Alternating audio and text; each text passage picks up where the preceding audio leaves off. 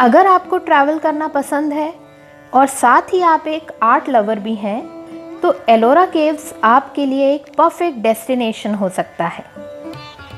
धार्मिक महत्व के साथ एलोरा केव्स आर्ट और आर्किटेक्चर का एक बेजोड़ नमूना है।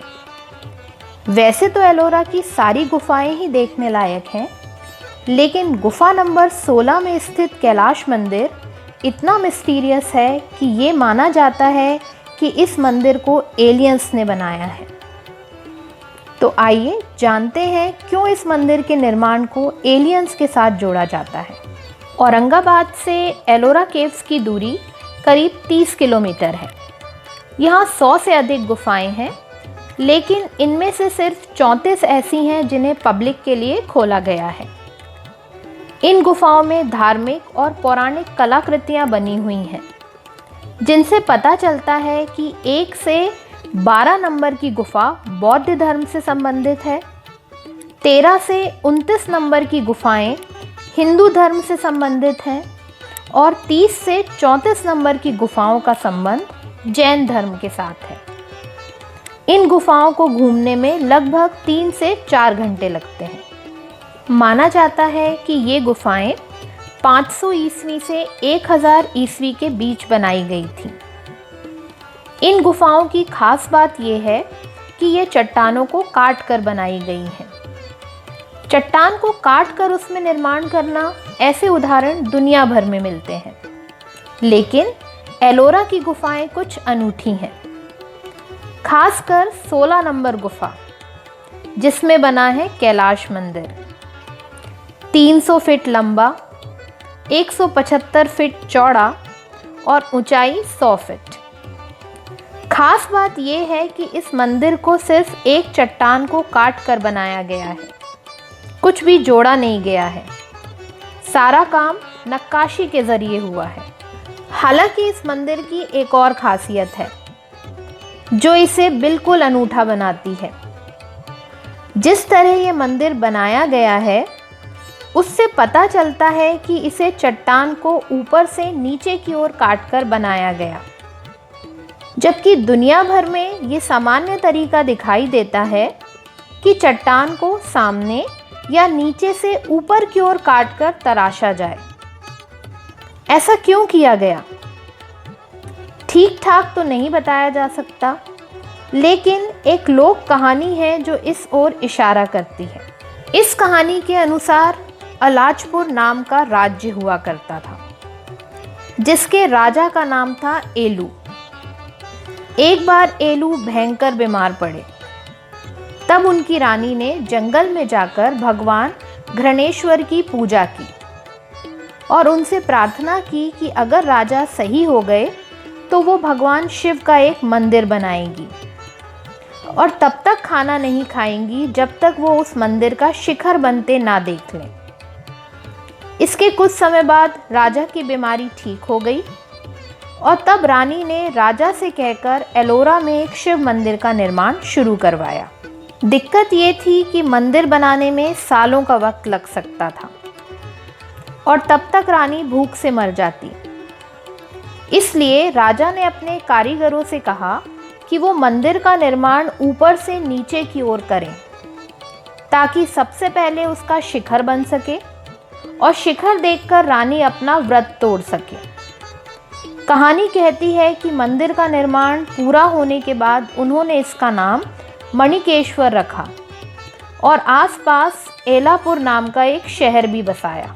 लेकिन पुरातत्वविदों के अनुसार इस मंदिर का निर्माण 800 से 1000 ईस्वी के बीच हुआ था।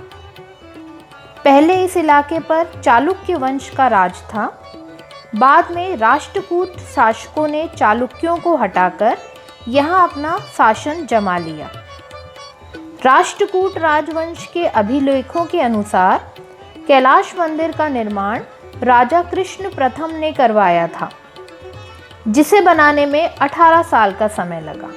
शुरुआत में इस मंदिर को कृष्णेश्वर कहा जाता था, लेकिन फिर कैलाश मंदिर कहा जाने लगा, क्योंकि इस पूरे मंदिर को सफ़ेद रंग से रंगा गया था, जो दिखने में एकदम कैलाश पर्वत की तरह दिखाई देता था। यूं तो बिना विजिट किए इस मंदिर की वास्तुकला का बखान नहीं किया जा सकता, लेकिन फिर भी आपको बताते हैं कि इस मंदिर में क्या क्या है। मंदिर के आगे एक प्रवेश द्वार बना हुआ है, जिसके ऊपर 2 मंजिला गोपुरम बना हुआ है। अगल बगल शैव और वैष्णव परंपरा की मूर्तियां हैं। प्रवेश द्वार के अंदर घुसते ही आंगन पड़ता है, जो यू के शेप में बना हुआ है।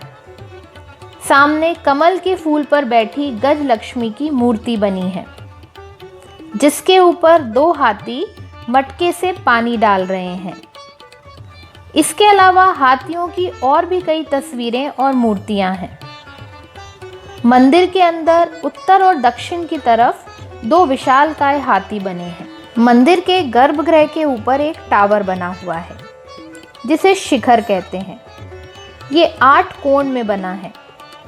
इसके अलावा मंदिर के अंदर भगवान शिव और उनके वाहन नंदी के मंडप बने हुए हैं, जो आपस में पुल से जुड़े हुए हैं। मंदिर की दीवारों पर पुराणों से जुड़ी तस्वीरें बनी हैं।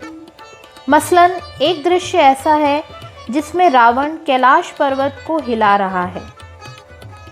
इनके अलावा रावण द्वारा देवी सीता का अपहरण, भगवान राम का हनुमान से मिलना, ऐसे कई दृश्य इन दीवारों पर उकेरे गए हैं।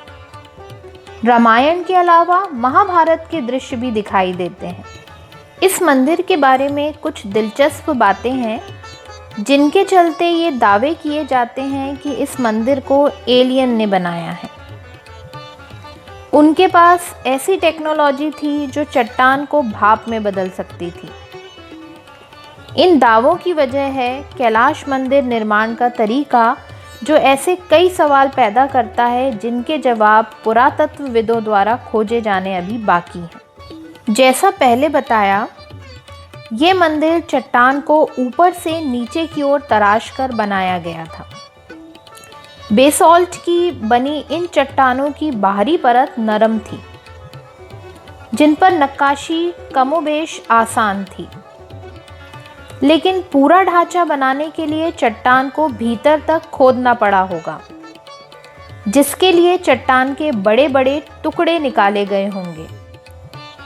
एक अनुमान के अनुसार इस मंदिर को बनाने के दौरान करीब 2 लाख टन चट्टान काट कर बाहर निकाली गई होगी।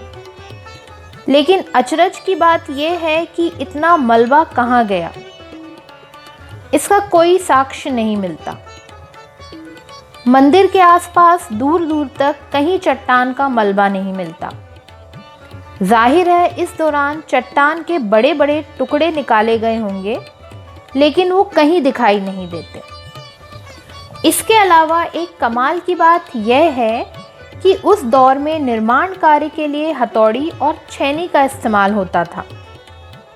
इन छोटे हथियारों से इतनी बड़ी चट्टान को काटना और एक विशालकाय मंदिर बना देना, यह बात भी अपने आप में काफ़ी अचरज भरी है। एक और दिलचस्प बात है इसके निर्माण में लगने वाला समय। जानकारों की माने तो इतने विशाल मंदिर को एक चट्टान से काट कर बनाने के लिए यदि 7000 मजदूर दिन रात काम करें, तो इस मंदिर को बनने में 150 साल लगेंगे, जो कि नामुमकिन सी बात है। ऐसे में इस मंदिर का निर्माण मनुष्यों द्वारा सिर्फ 18 साल में संभव ही नहीं है। सच जो भी हो, शायद आने वाले वक्त में हमें पता चले, लेकिन इतना तय है कि कैलाश मंदिर नक्काशी और वास्तुकला का एक बेहतरीन नमूना है, जो प्रूव करता है कि भारत में हज़ारों साल से एक उन्नत सभ्यता का निवास रहा है। तो कैसा लगा ये वीडियो, हमें कमेंट करके ज़रूर बताएं, और ऐसे ही इन्फॉर्मेटिव वीडियोस देखने के लिए हमारे चैनल को सब्सक्राइब करें और बेल आइकन को क्लिक करना ना भूलें।